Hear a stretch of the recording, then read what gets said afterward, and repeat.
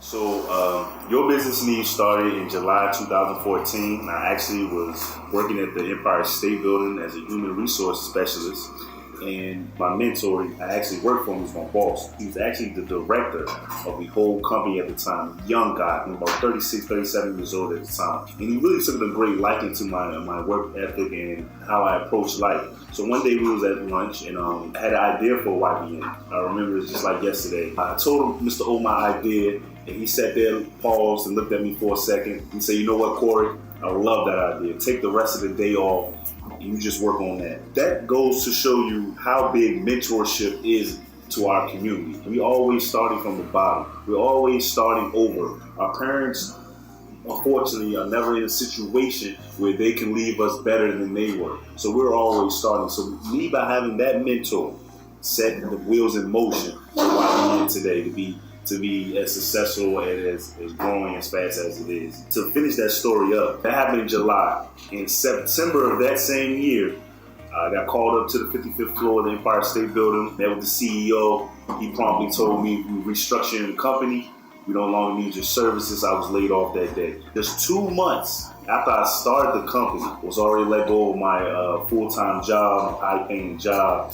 And YBN is what I fell back on, and that's what I put my energy, heart, and soul into. And I believe that's why it makes it such a fast-growing brand and popular brand. YBN originally started as helping entrepreneurs, small entrepreneurs like myself, to get started, the website, or maybe helping you with your taxes.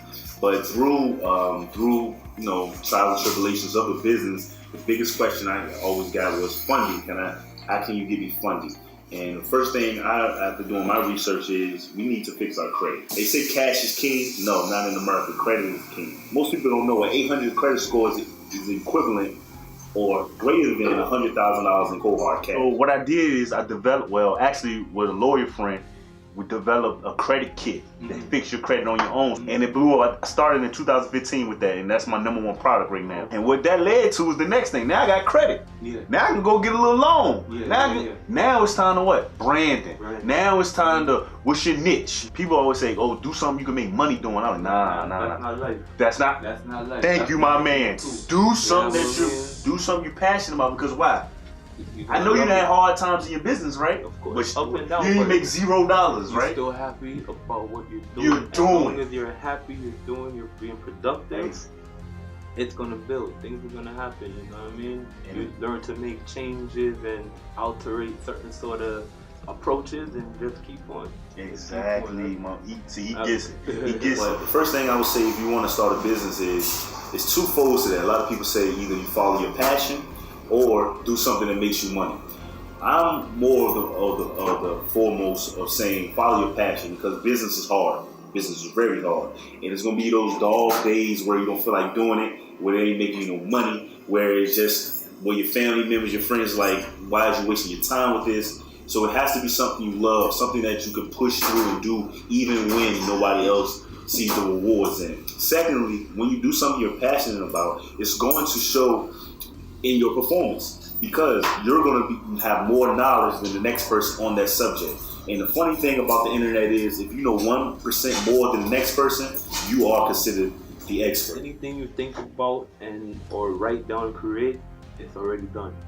You know what I mean? That's the beginning. Like you said, it all starts with the idea. You know what I said? The idea, you start manifesting on that, and it just becomes reality. You know? So that's shade, man. Shade of that, bro. Start, that is it. That's why I say it's important to write down everything.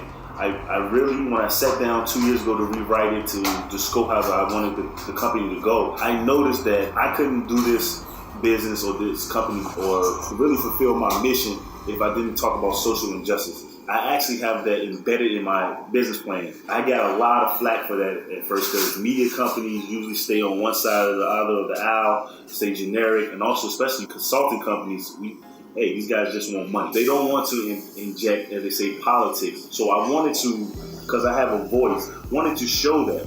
And I wanted to show my other activists in the community, green is the only color in America that really matters. And once you get to yourself to a place where you can take care of yourself and your family, and you can kind of dictate what you got going on, then that's when you can be able to build yourself up. You are the entity. You are the business. You are the corporation. And based in America, that's who they care about. Don't go off of what people are saying. Go off of what they have on paper, what they have in laws. This new tax plan is supposed to be geared to the middle class. But we both know this is lies. The same tax cuts that George W. Bush, the first one, did back in the early 90s, where it's going to give you a rebate quick and fast. So you're going to see the benefits early. But what's going to happen is when you go to file your taxes, now you won't be able to deduct your college loan interest. You won't be able to deduct moving expenses. You won't be able to deduct even healthcare expenses.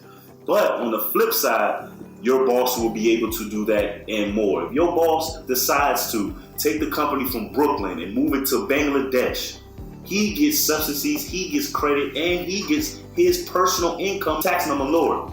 Let's say now he wants you to move to Bangladesh with him. You cannot deduct any of your moving expenses to go work over there. But this is America. Well, who are they favoring? Your business needs is just that. You have to be a business. What do you need? What does your entity need? Financial literacy, social awareness, know what's going on, know how to move in the system. With money, influence, and power, you can affect change.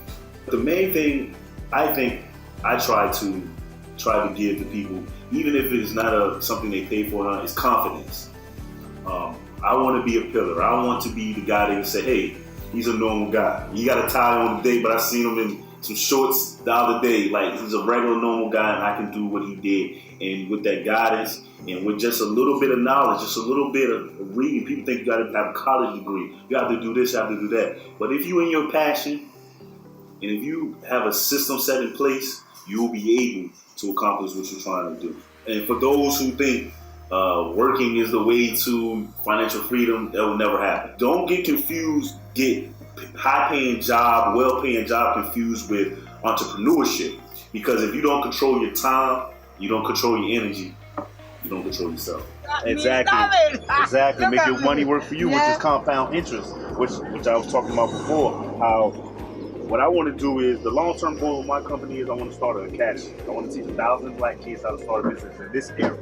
Meaning they don't have to get a storefront, don't have to get business licenses and all this. Start an online business. I wanted to manifest into a physical building. Teach these kids how, 1,000 black kids, how to start a business in this era, where you don't have to do brick and mortar. You don't have to spend a lot of money on licenses and special permits, but how to create an online business for less than $200, where something that you can be proud of the brand and you can build it.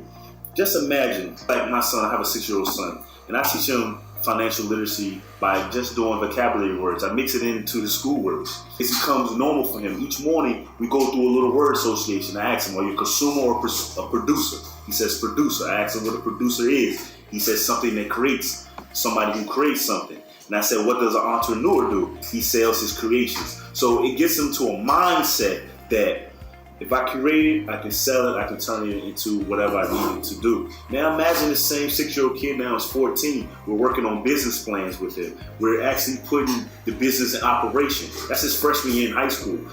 Senior years, 4 years then went by. That business is profitable. That business has taught him tremendously on what it takes to be a business owner and to run a business, more than any college degree could ever do. Now, your son or daughter has the option. Do I need to go to college, or do I just continue to grow this profitable business I already have at the age of 18? How much more power would we have in this community, in our community, if we were able to have that type of situation? I've always been a business person, business-minded guy. My father had owned businesses. My grandfather owned businesses. Actually, have a quick story. When I was in 2nd grade, I started my first business. I started selling comics. I used to take a sheet of paper. You know, I used to be in elementary school. I folded in 4s. I used to write 2 or 3 lines. I had a kid in the class who actually could draw. I used to get him to draw a picture. We should charge 10 cents. I get 10 cents. I split a nickel with him.